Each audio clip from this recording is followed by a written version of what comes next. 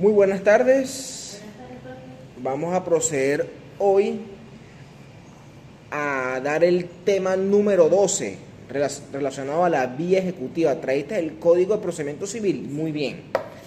Finalizado como fue la primera parte, la primera vertiente de este tema tan extenso, que fue todo lo de casación, y finalizando lo del recurso de invalidación, entramos de seguida a estudiar ya, vamos a entrar a la segunda vertiente, que son los juicios especiales ejecutivos. Porque tenemos los juicios ejecutivos y los juicios especiales contenciosos. Pero vamos a estudiar lo que son los juicios ejecutivos. ¿Ok? Y comenzando de los procedimientos de los procedimientos ejecutivos, vamos a empezar con el tema número 12, que es relativo al procedimiento de vía ejecutiva. ¿Ok? Este procedimiento de vía ejecutiva per se se encuentra consagrado en el artículo 630 y siguientes del Código de Procedimiento Civil, el cual establece: cuando el demandante presente instrumento público o instrumento auténtico que pruebe clara y ciertamente la obligación del demandado de pagar una cantidad líquida exigible y de plazo cumplido. Cuando hablamos de una suma líquida exigible y de plazo cumplido, ¿a qué nos referimos? No necesariamente tiene que ser monetario, ¿cierto? Sí, estamos hablando de sumas líquidas, exigibles y de plazo cumplido. Por ejemplo, porque por aquí pueden ver demandas de vía ejecutiva por una factura, un pagaré, un cheque, una entrega, una nota de entrega. Compraste unos bienes muebles y te dan una nota de entrega, pero no te lo han entregado. Y ahí está el monto. Son sumas líquidas exigibles que se deben cumplir un plazo para poder reclamar. ¿Sí me expliqué? Si voy muy rápido, me dice. Suma líquida puede ser no, nada más. Suma líquida, que no hablamos de una suma que sea estimable, que sea conocida. Okay. La cantidad de 5.000, ejemplo, la cantidad de 3.000, suma líquida, exigible, que se pueda cobrar, y de plazo cumplido, que se cumplieron los lapsos que tiene la parte de hacer la entrega, y no entregó o no cumplió. Okay. Por eso es que reclamo y ejerzo una demanda.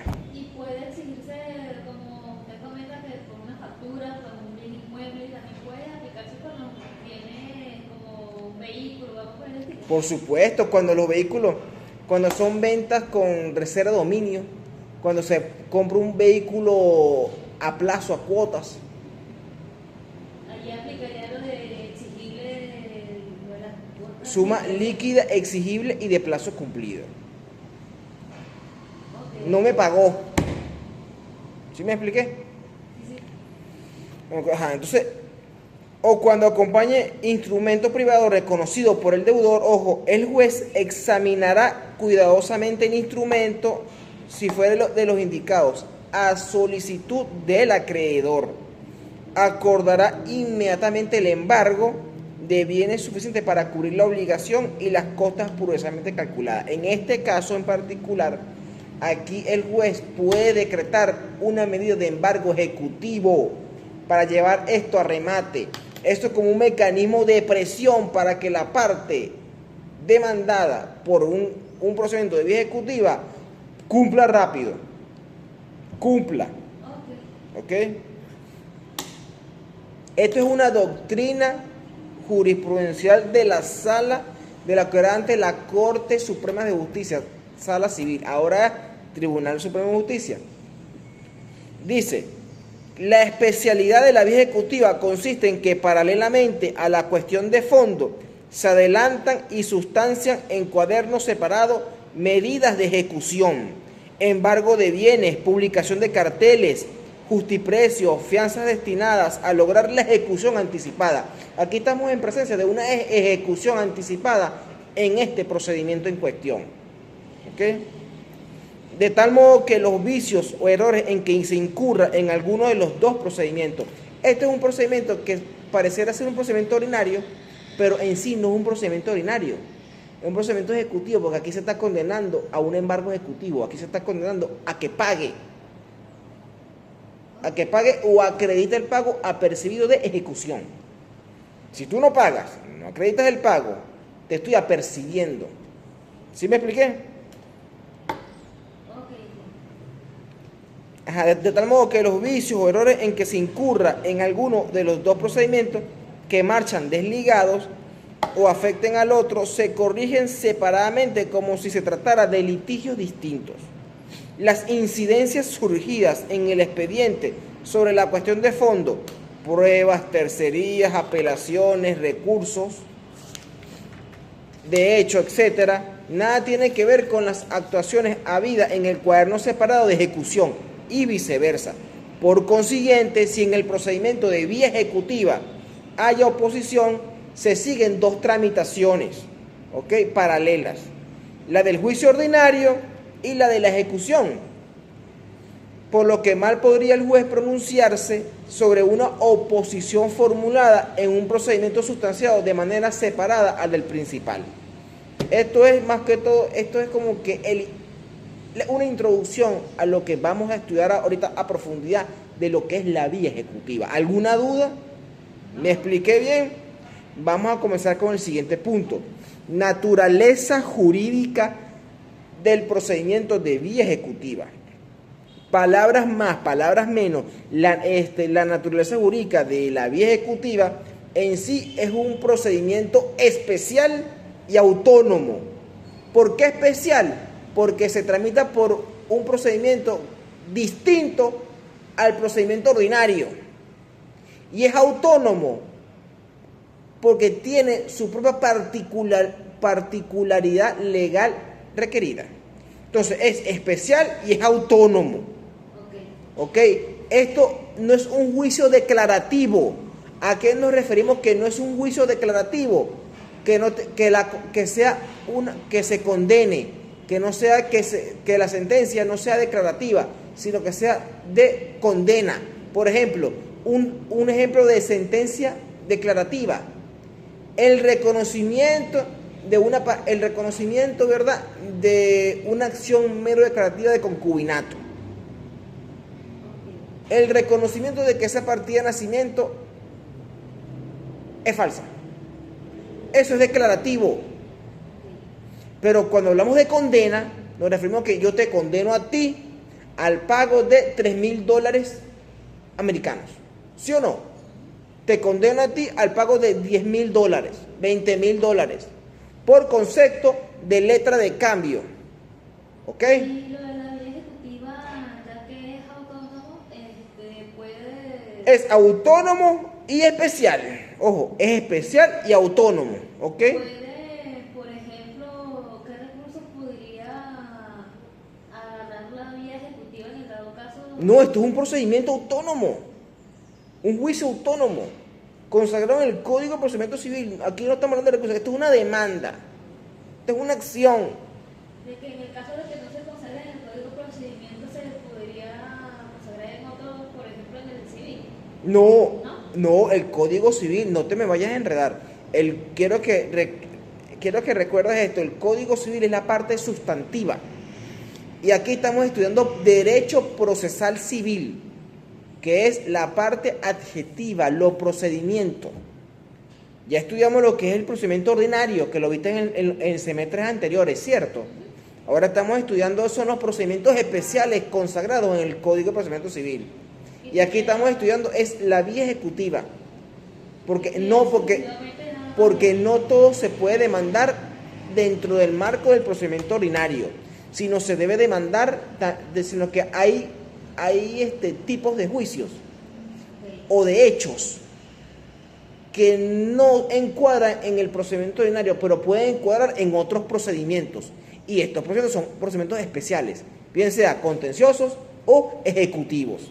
Cuando hablamos de la palabra ejecutivo es porque viene del término de ejecución, o sea que cuando se habla de cantidades, de sumas líquidas de dinero, y que sea apreciado en dinero, que se deba cobrar.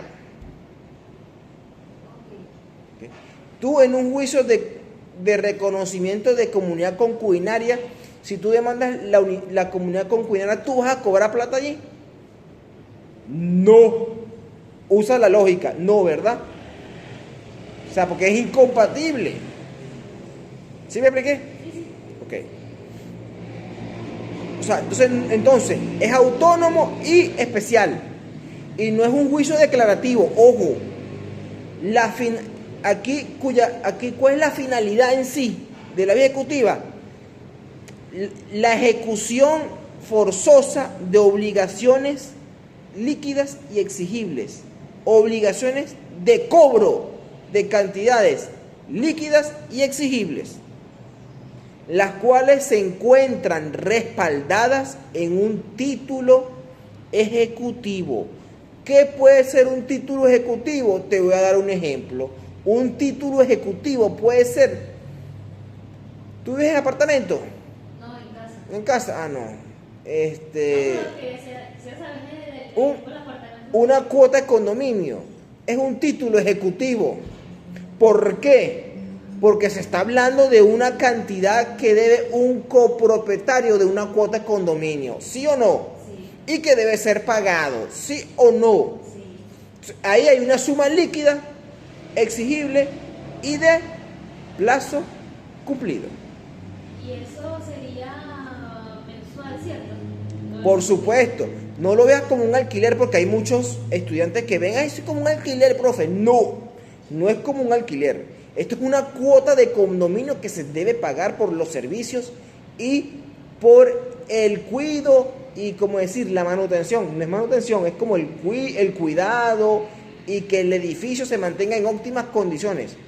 Y que todos los copropietarios debemos cuidar, pagar para su protección. ¿Me expliqué? Sí, en cambio, los alquileres Entonces la cuota de condominio viene siendo viene siendo un título ejecutivo. ¿Qué título ejecutivo puede ser? ¿Qué otro título ejecutivo podemos poner como ejemplo? Un documento de préstamo que tú y yo suscribimos. Yo te presto un dinero a ti, te cobro el 3% de los intereses y tú te comprometes en pagarme en tanto tiempo. Eso no podría ser un título ejecutivo. Una letra de cambio no puede ser un título ejecutivo. Una factura. Doctora, ¿cómo está? Feliz año. Gusto verla. La extrañé, profe. Un título ejecutivo, ejemplo, puede ser una letra de cambio. Claro. Y pregunto, ¿también podría ser cuando uno paga derecho de frente de una casa? No, eso es distinto. Te me estás yendo por cuestiones de alcaldía. No. Aquí estamos hablando de sumas líquidas exigibles de plazo cumplido. La alcaldía a ti no te va a embargar ese inmueble, pero sí te va a cobrar multa. Ok. Y la multa sí debe ser pagada. Porque la multa tiene sanciones administrativas y penales. ¿Sí o no? Sí. Ok. Tenía esa duda por lo menos de la No, ley. ok, distinto.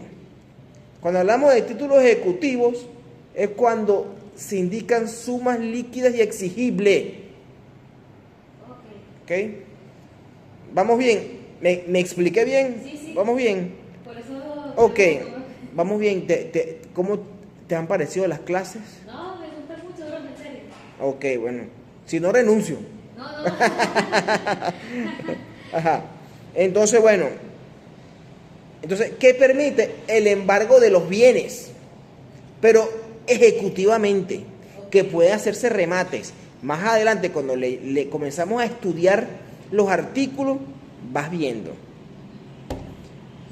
Terminado lo que es la naturaleza jurídica de la vía ejecutiva, vamos a estudiar ahora lo que es los requisitos de procedencia. Los requisitos de procedencia de la vía ejecutiva, tal y como lo expresa el artículo 630 del Código de Procedimiento Civil, son los siguientes: que sea de un instrumento público o un instrumento auténtico que pruebe clara y ciertamente la obligación del demandado de pagar alguna cantidad líquida exigible y con plazo cumplido, o un vale, o un instrumento privado reconocido por el deudor. Y como una vez decretado el embargo de los bienes, queda suspendido el procedimiento ejecutivo hasta que haya una sentencia definitivamente firme en el procedimiento ordinario. Resulta que solo si en virtud de la sentencia definitiva hubiere de procederse al remate, se anunciará como lo establece la parte infine del artículo 634 del mismo código. Estos son los requisitos de procedencia de la vía ejecutiva. ¿Ok? Ojo, envenena ese código. ¿Puedo pasar al siguiente punto? Ok. ¿Me voy a explicar el 634 otra vez, profe? Lo vamos a explicar después. Cuando leamos el artículo te lo puedo explicar mejor. Ok. Para avanzar un poquito. Vámonos ahora a lo que es la preparación de la vía ejecutiva. Ve que estoy dando como que cositas doctrinales para irnos después al análisis extenso y profundo de los artículos del procedimiento. ¿Ok?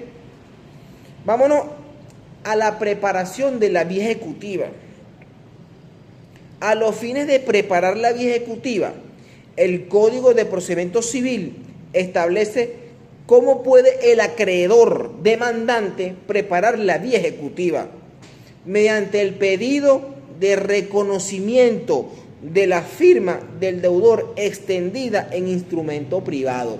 Esto quiere decir que cuando es un instrumento privado se requiere obligatoriamente el reconocimiento de la parte demandada de ese documento, si lo reconoce o lo rechaza. Necesitamos el reconocimiento para irnos después a la vía ejecutiva, ¿o no? Ok. El reconocimiento de la firma del deudor extendida en instrumento privado ante cualquier juez del lugar donde se encuentre el deudor, y en el caso de resistencia del deudor a contestar afirmativa o negativamente, el instrumento adquiere fuerza ejecutiva. Y también producirá el mismo efecto de la falta de comparecencia del deudor a la citación que con tal objeto se haga.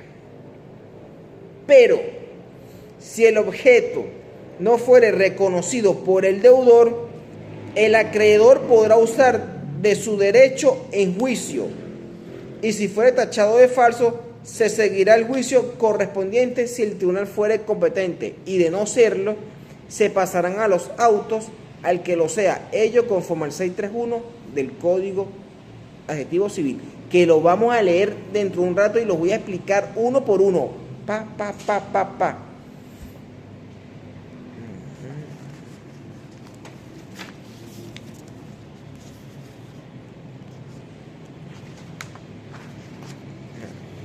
Cuando los bienes embargados no estén hipotecados para el pago que se reclama, podrá el acreedor pedir el embargo de otros bienes del deudor, y en este caso quedarán libres del embargo los que se han embargado antes.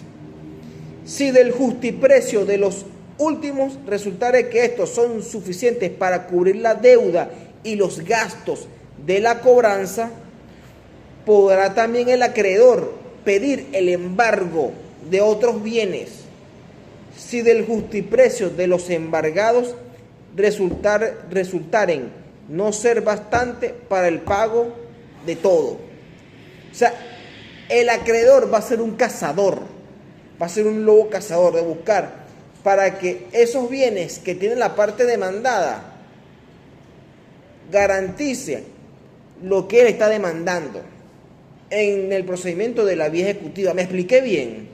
Lo que no estés entendiendo, no, Valentina, sí, tú te llamas igual, Valentina y Valentina. Sí, lo que pasa es que ella se llama Gensimar Valentina y yo Lisbeth Valentina. ¿Cómo se llama ella? Gensimar. Nah, bueno, son nombres raros, Gensimar, Lisbeth. Ah, no, pero por lo menos tu nombre es más común, Lisbeth, sí, Lisbeth. Entonces. No, pero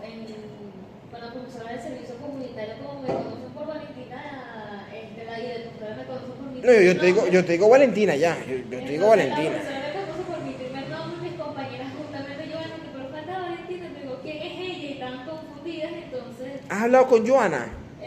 sí, de hecho, ella y yo y otra compañera estamos en un equipo pues, con la profesora Mónica de Servicios Comunitarios, que estamos para... ¿Cuándo va a cursar el semestre que viene? ¿Va a cursar esta materia?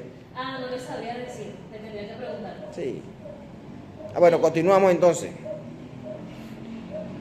Podrá también el acreedor pedir el embargo de otros bienes si del justiprecio de los embargados resultaron no ser bastante para el pago de todo, ¿no? Ellos conforman el 632 y 633. En cualquier estado de la demanda quedarán libres de embargo los bienes del deudor, si éste presentare garantía suficiente que llene los extremos del 590. Si el demandado trae una garantía, una caución, podrá ser libre de los bienes, ¿sabe? Pero eso lo vamos a leer después. Ajá. Y los extremos del 590, estos solo se admitirán a fianza principal y solidaria de empresa de seguro, instituciones bancarias o establecimientos mercantiles de reconocida solvencia. B. Hipoteca de primer grado sobre bienes cuyo justiprecio no conste en autos. Y C. Ajá. Disculpe la pregunta, que le interrumpa. También, ¿qué significa lo de fianza principal y solidaria de las empresas? Tú viste derecho mercantil. Sí. Y tú recuerdas que en materia mercantil, me estás desviando del tema procesal, pero te lo voy a explicar. El derecho mercantil te habla de lo que es la fianza. ¿Sí? Sí, sí. ¿Tú viste contratos y garantías? También. ¿Para ti qué es una fianza? Si tú viste qué fianza, dime qué fianza. Bueno, Cuando hablamos de una fianza principal, es el concepto de fianza propiamente dicho. Fianza que es un contrato en el cual una persona se obliga a saldar una deuda que tiene de otro, sí. Un tercero se... un Exactamente. tercero se compromete a saldar la deuda del Ajá. deudor principal. Ajá, exactamente.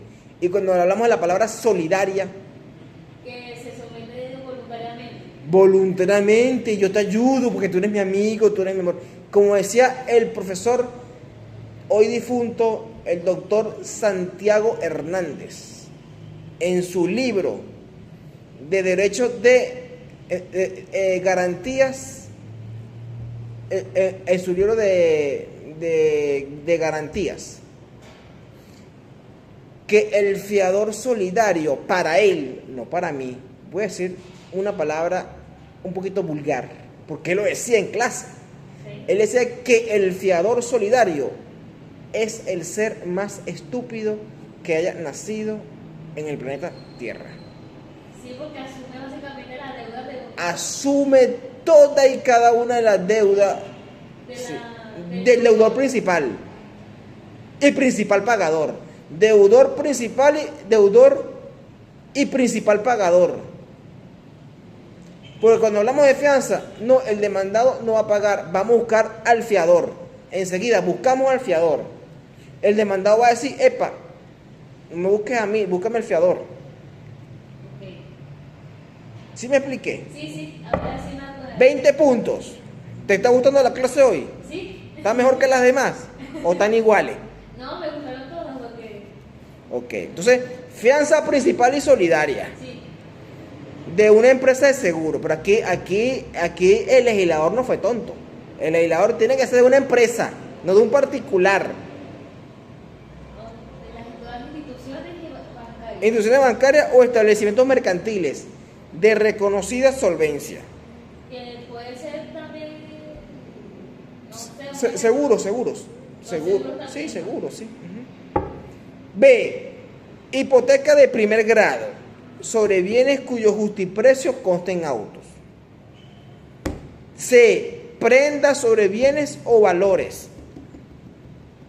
Y de la consignación de una suma de dinero hasta por la cantidad que señala el juez. la consignación de una suma de dinero hasta por la cantidad que señala el juez. O sea, que me consignes un cheque, me consignes una letra de cambio o me consignes un dinero en efectivo. Eso va a la caja fuerte del tribunal. Y lo de la hipoteca del primer grado sobre los bienes, para que tiene... Se constituye un documento, un contrato de hipoteca, que el bien inmueble, ¿verdad?, queda hipotecado a través de un ente para que pueda, y después esa persona tiene que pagarle la hipoteca al ente. ¿Sí me expliqué? Sí, sí. 20 puntos. Y si en dado caso de que no llegan a consignar el embargadero del bien, ¿no? Si no llega a consignar la caución o la fianza que está pidiendo el tribunal, la medida continúa. Sí, vamos adelante con la medida. Ok. ¿Vamos bien? Sí. Ok.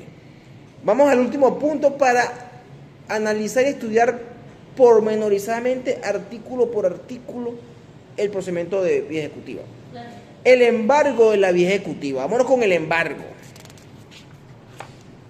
En el caso de bienes del deudor, tanto si no están hipotecados para el pago que se reclame, como si lo estuvieran, el artículo 634 establece: decretado el embargo de los bienes, se procederá respecto a esto con arreglo al título cuarto del libro segundo de la ejecución de la sentencia, hasta el estado en que se deban sacarse a remate las cosas embargadas. Y en este estado se suspenderá el procedimiento ejecutivo hasta que haya una sentencia definitivamente firme en el procedimiento ordinario. Si en virtud de ella hubiere de procederse al remate, se anunciará con 3 días de anticipación, aunque se ha dado los 3 avisos que ordena el título expresado. Del mencionado artículo tiene mucha importancia en nuestro sistema de la vía ejecutiva, pues aunque esté regulada, ella no es un juicio autónomo que pueda conducir a una sentencia, ni puede proceder al remate de los bienes embargados, pues como se ha visto, al llegar a este estado se suspende el procedimiento ejecutivo hasta que haya una sentencia definitivamente firme en el procedimiento ordinario. ¿Estamos listos? Vamos a hacer ahora el análisis artículo por artículo del presente procedimiento autónomo y ejecutivo, ¿no? Y Especial y autónomo. exactamente, 20 puntos. Especial y autónomo. Vamos a comenzar a leer artículo por artículo. Son 9 artículos en total el procedimiento de vía ejecutiva. Ok. Comenzamos. Artículo 630 del Código de Procedimiento Civil. Lo voy a leer. Cuando el demandante presente instrumento público o instrumento auténtico que pruebe clara y ciertamente la obligación del demandado de pagar alguna cantidad líquida con plazo cumplido, o cuando acompañe vale o instrumento privado reconocido por el deudor, el juez examinará cuidadosamente el instrumento. Cuando dice que el juez examinará, investigará, indagará, estudiará de forma pormenorizada, con mucha atención, el instrumento. Y si fuere de los indicados, o sea, si fuere de los indicados, se refiere a los que el instrumento público, privado reconocido o un vale. ¿Ok? A solicitud del acreedor, acordará inmediatamente el embargo de bienes suficientes. O sea, que el tribunal lo admite y decreta el embargo de una vez. O sea, admito y decreto. Admito la demanda y decreto el embargo. ¿Sí me expliqué? Ajá. Acordará inmediatamente el embargo de bienes suficientes para cubrir la obligación y las costas prudencialmente calculadas. ¿Me expliqué bien? ¿Se entiende el artículo? ¿Qué no entendiste del artículo? No, no, todavía no. Muy bien. Pasamos al artículo 631. El mecanismo de preparación o los medios de preparación de la vía ejecutiva. Artículo 631.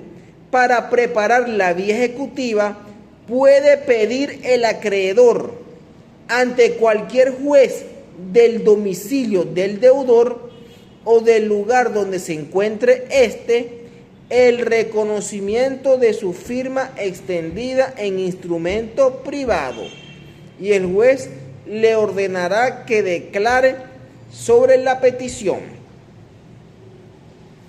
Esto es este artículo 1 es como que el mecanismo previo para demandar la vía ejecutiva.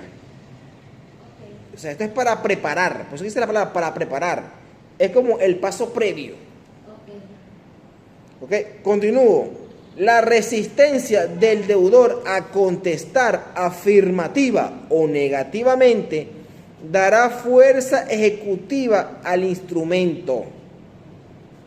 También producirá el mismo efecto la falta de comparecencia del deudor a la citación que con tal objeto se le haga. Y en dicha citación deberá especificarse circunstanciadamente el instrumento sobre que verse el reconocimiento. Si el instrumento no fuere reconocido, podrá el acreedor usar de su derecho en juicio. Si fuere tachado de falso, se seguirá el juicio correspondiente si el tribunal fuere competente, y de no serlo, pasarán los autos al que lo sea. Entonces, para concluir sobre el artículo 631, este artículo se refiere básicamente al mecanismo para preparar la vía ejecutiva. Es el paso previo, cuando el documento debe ser reconocido por el demandado. Y si no es reconocido, igualito se puede hacer valer en juicio. Y también por esa vía también puede, como dice que el acreedor puede pedir la dirección del que va a demandar, ¿cierto? ¿Cómo es la dirección? No, porque como dice de que para preparar la vía ejecutiva puede pedir... No, claro, se hace a través de una solicitud que se puede interponer ante cualquier juez del domicilio del deudor. Okay. O del lugar donde se encuentre. ¿Estamos bien? Sí, sí. Pasamos al siguiente artículo. Artículo 632. Cuando los bienes embargados no estén hipotecados para el pago que se reclame, podrá el acreedor pedir el embargo de otros bienes del deudor, y en este caso quedarán libres de embargo los que se hayan embargado antes, si del justiprecio de los últimos resultare que estos son suficientes para cubrir la deuda y los gastos de la cobranza. Podrá también pedirse el embargo de otros bienes si del justiprecio de los embargados resultaren no ser constantes para el pago de todo. Este artículo 632 se refiere cuando los bienes objeto a embargar no estén hipotecados para el pago que se reclame. Es cuando la parte puede ubicar otros bienes, siempre y cuando no estén embargados, no estén hipotecados, o sea, que no pese medidas sobre esos bienes. Él debe atacar son los bienes que estén disponibles y que no pesen gravámenes, que no pesen medidas. ¿Sí me expliqué? Pasamos a otro artículo. El artículo 633. Ajá, yo lo leo porque yo creo que leyendo tú me captas mejor.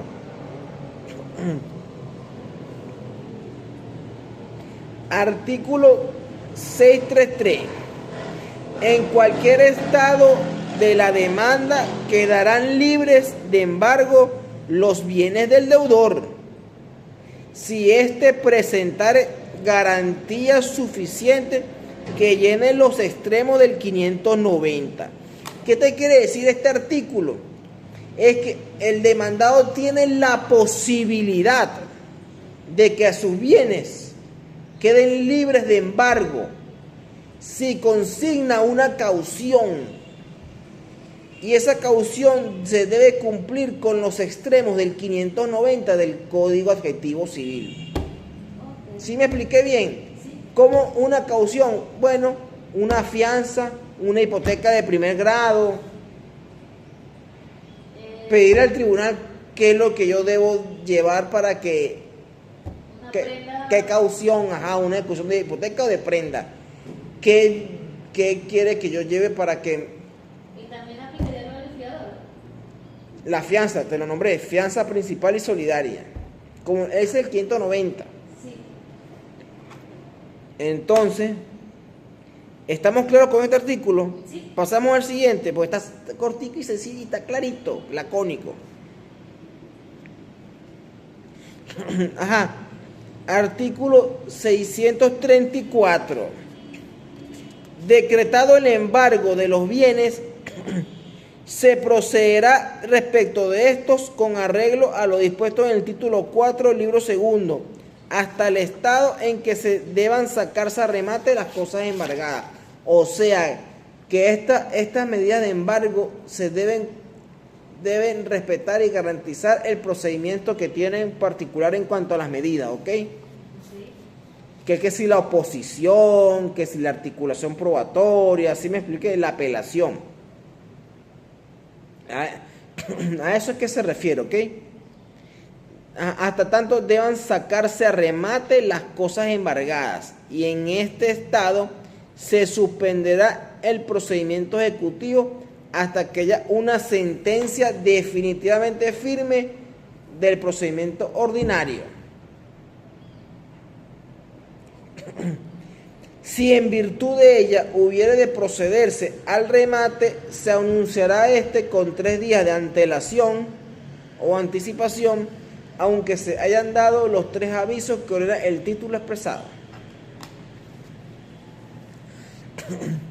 Vamos ahora con el artículo 635, ¿ok?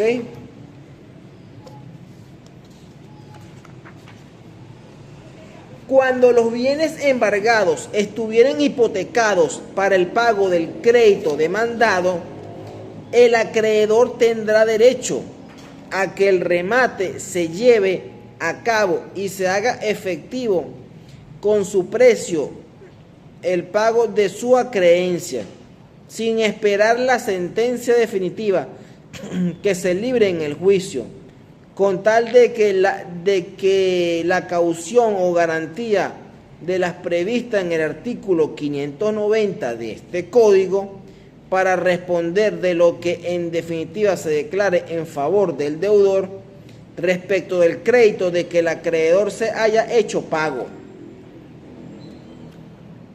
El juez será responsable si la caución dada resultare después insuficiente.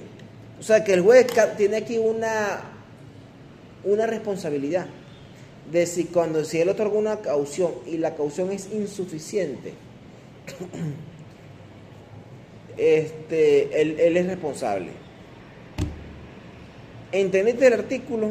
¿Lo explico o paso al siguiente? Otra vez. Artículo 635. Cuando los bienes embargados estuvieran hipotecados para el pago del crédito demandado, el acreedor tendrá derecho a que el remate se lleve a cabo y se haga efectivo con su precio el pago de su acreencia. O sea, que el remate va para adelante. Así está hipotecado el inmueble, ¿ok? ¿Y eso Sí. ¿Y por qué, profe, si está hipotecado, por qué seguirá con el remate? Porque de allí le pagan a la persona que hipotecó, el que se le debe y... O sea, tendrá que hacer el remate para poder pagar lo de la hipoteca. ¿Sí? Claro, y se puede pagar de allí. Sin esperar porque ¿qué es lo que conlleva la hipoteca? Un remate, pero lo vamos a estudiar después. Ok, esa era la duda que tenía. Esa es la consecuencia jurídica de una hipoteca. ¿Cuál es la final? ¿Cuál es el final el remate? Porque el banco le interesa cobrar. Por ahí ya fue. Ok. Sin esperar sentencia definitiva que se libre en el juicio, con tal de que la caución o garantía de las previstas en el 590 de este código para responder de lo que en definitiva se declare en favor del deudor respecto del crédito de que el acreedor se haya hecho pago, el juez será responsable si la caución dada resultare después insuficiente. ¿Estamos listos? Sí. Pasamos al siguiente. Artículo 636. Todo cuanto se practicare en virtud del del decreto de embargo, las diligencias para anunciar la venta de los bienes embargados, las que sean necesarias para el justiprecio de ellos y cualquiera otra que tenga relación con el embargo y venta de dichos bienes, formará un cuaderno separado que principiará con lo expresado del decreto. Este artículo tiene que ver cuando se hacen las diligencias y actuaciones referentes para anunciar la venta de los bienes embargados que van a estar sujetos a venta. ¿Ok?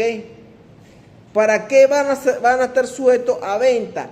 Porque a través de la venta de estos bienes o subasta pública es que se va a cobrar el demandante. ¿Sí me expliqué? Paso al siguiente artículo. ¿Paso al siguiente artículo o lo vuelvo a explicar? ¿Puedes volver a explicar, profe? Ok. Artículo 636.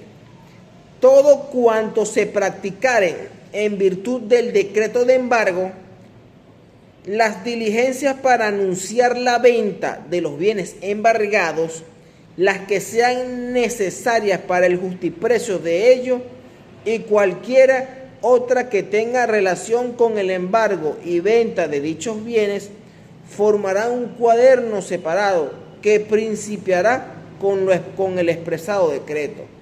O sea, se abre un cuaderno aparte para este trámite. Ok. ¿Sí me expliqué? Ok, ahora sí. Paso al artículo 637. Las diligencias de embargo de bienes y todo lo demás que sea consiguiente a este procedimiento especial no suspenderán ni alterarán el curso ordinario de la causa, sino que conforme a lo prevenido para todos los juicios, las partes podrán probar al mismo tiempo lo que les convenga y sus pruebas se pondrán en el cuaderno de la demanda, observándose los mismos trámites y términos establecidos para el procedimiento ordinario. O sea que las diligencias o el trámite relativo al embargo de los bienes y de las medidas continúan, se lleva a cabo indiferentemente lo que resuelvan en el procedimiento principal, ¿ok? Es lo que básicamente establece este artículo. Paso al siguiente. Penúltimo artículo de este procedimiento. Artículo 638. La parte totalmente vencida en la vía ejecutiva será condenada al pago de las costas. Sencillo. La parte que pierde en el juicio deberá ser condenada en costa. Artículo 639. Cuando el acreedor hipotecario hubiere sido pagado antes de la sentencia definitiva con el precio del remate de la cosa hipotecada y en dicha sentencia se resolviere que no tiene el acreedor el derecho que hizo efectivo o que se excedió en su reclamación o cobro, en la misma sentencia se establecerá la responsabilidad en que hubiere incurrido y la ejecución de la definitiva abrazará también esa responsabilidad. Si el deudor pretendiere que el remate indicado le ha ocasionado otros perjuicios, podrá reclamarlos por el procedimiento ordinario. O sea, de todas estas circunstancias del juicio, se le incurre un daño a cualquiera de las partes, porque la parte demandada puede demostrar que él pagó, puede mostrar una prescripción y la demanda causa un perjuicio, ¿ok? Puede ser reclamados, ¿ok? Profe, cuando en el artículo anterior que se me olvidó preguntarle, cuando una persona está condenada al pago de las costas, ¿quiere decir alguna multa o algo por el estilo? No, las costas. ¿Qué son las costas procesales? Para que lo tengan en cuenta, las costas procesales son aquellos gastos que se hacen dentro del decurso de un procedimiento. Tú demandas, tú generas gastos. Pago de alguacil, pago de copia, compulsa, trámite. Eso produce costas. Y todo lo que tú has generado, lo que tú has gastado en el juicio, te genera a ti gastos, ¿verdad? Sí. Bueno, como tú eres ganadora del juicio y el demandado ha sido condenado, bien sea por una sentencia de carácter declarativo o condenatoria, ¿Okay? debe pagarte a ti las costas procesales. Porque por esta demanda, él te generó a ti unas costas, Sí. te generó unos gastos, hasta el pago de un abogado. Todo. Esos son costas procesales. Okay. ¿Me expliqué? Sí, sí. Tenía esa duda ahí con el artículo. 20 puntos. ¿Me expliqué o no me expliqué bien? Sí, profe. Excelente. Bueno, ya culminamos el tema. No vaya a renunciar porque me pongo a llorar. Bueno, ya creo que terminamos el tema relativo al procedimiento de vía ejecutiva. Vamos a hacer un break y de 10 minuticos, 15 minuticos, para que tomes agua, va al baño, para explicar ahora para explicar y analizar el tema del procedimiento por intimación. Ok, Ok. que sería el tema 13, ¿no? Que será el tema 13, correcto.